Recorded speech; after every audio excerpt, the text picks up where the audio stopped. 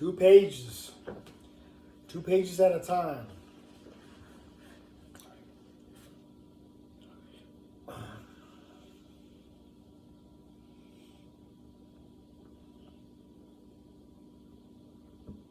Power against a series of decisive points that avoided enemy strengths. The Marine Corps,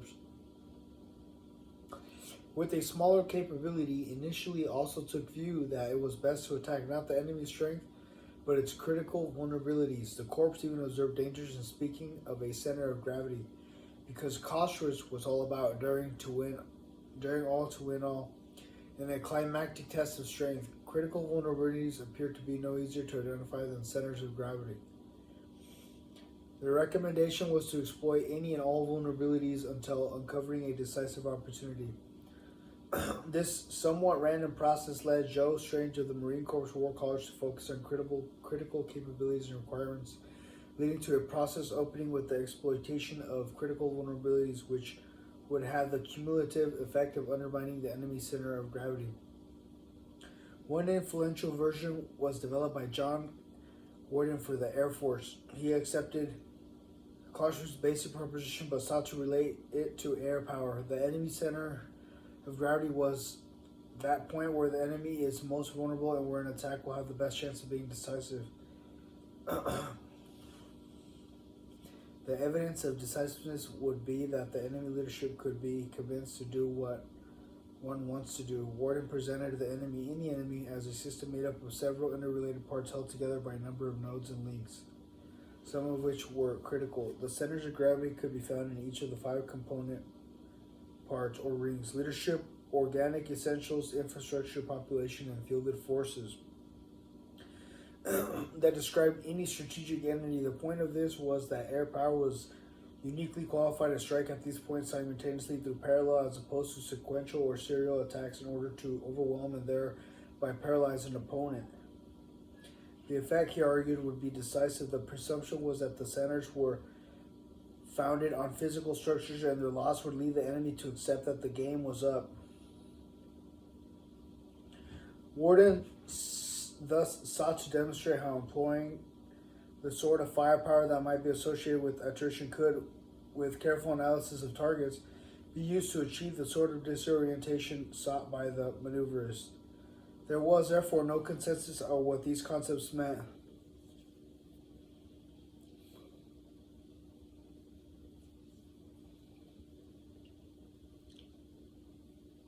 After 2 decades of various formulations, it was observed that the lack of doctrinal guidance on developing and employing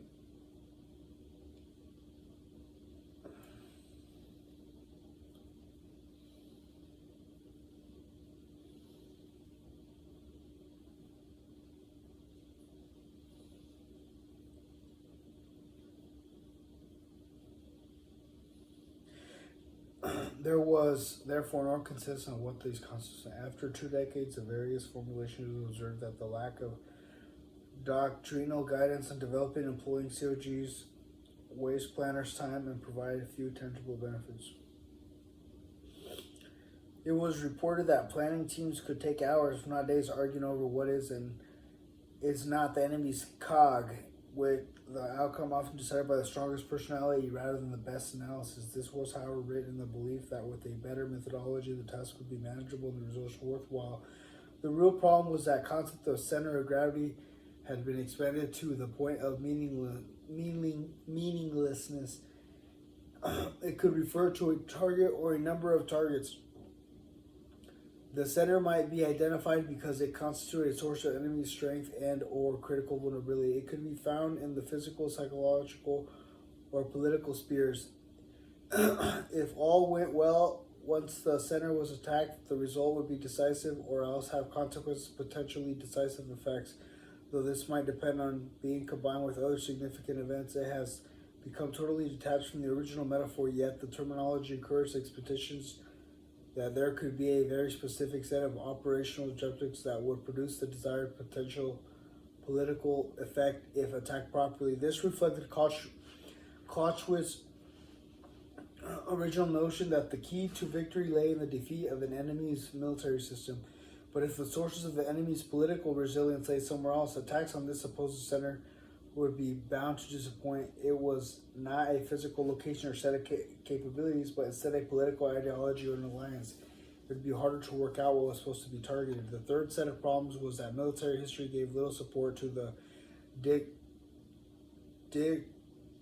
autonomous view of attrition and maneuver, or that maneuver could serve as an overall doctrine rather than an occasional opportunity. Carter Maleshkin complained that no commander or theorist who has purposely implemented attrition or developed the concept was ever cited by advocates of maneuver warfare. Though attrition was presented as a bloody slogging match with troops being sacrificed and mindless extensions of firepower, Malkashian demonstrated that it could include in-depth withdrawals, limited ground offensive, frontal assaults, patrolling, careful defensive, scorched earth tactics, guerrilla warfare, airstrikes, artillery firepower, or raids. There have been many examples of successful attritional campaigns, of which Russia's defense against Napoleon in 1812 was perhaps the grandest. The key characteristic of attrition was that it was about wearing down the enemy, which meant the process was likely to be protracted, gradual, and piecemeal. While it could end with a decisive battle, it could also lead to a negotiation when both sides had decided that they had had enough.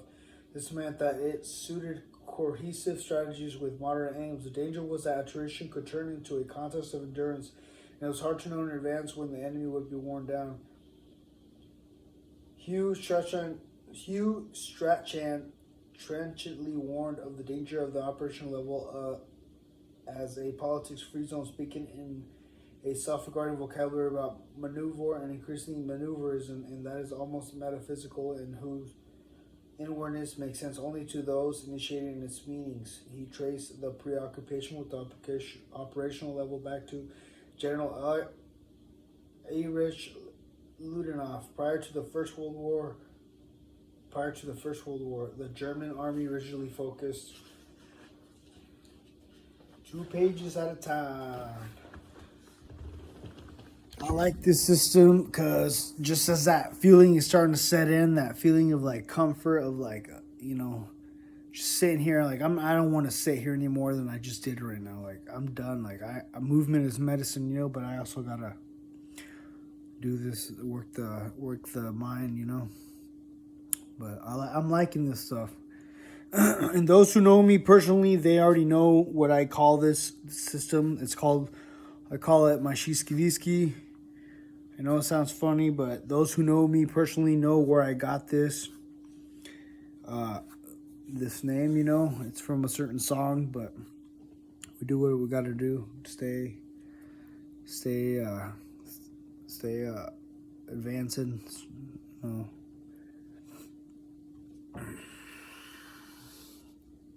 Get this shit off, bro. Probably talk louder.